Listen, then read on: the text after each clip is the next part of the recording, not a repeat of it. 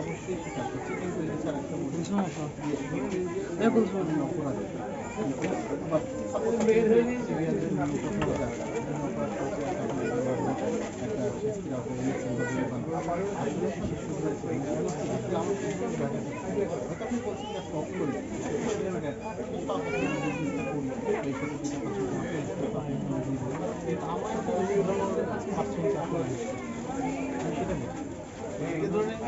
এই কদম শোধরানোর জায়গাটা হচ্ছে ওদের থেকে নিয়ে ওরা 3 মাস বলতেছে যে এটা আমাদের সাপ্লাই এদের থেকে কিন্তু উনি এবার আমি ঢাকা থেকে যাচ্ছি ওনারা তো সাপ্লাই এমন আমি আমার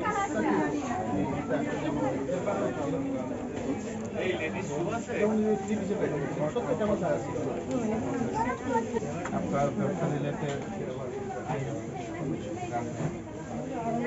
আইন না বুঝতে পারেন, এই ব্যবসা রিলেটেড সরকারের বিভিন্ন দপ্তর আছে, গিয়ে তাদের কাছে পরামর্শ এখন এগুলোর পরেও যদি আপনারা এগুলো না মানেন, এখন সরকারের আইনকে তো অবশ্যই সরকার নাগরিক হিসেবে এখন এই যে প্রোডাক্টগুলো এখানে যা যা আছে, এই যে এত দাম,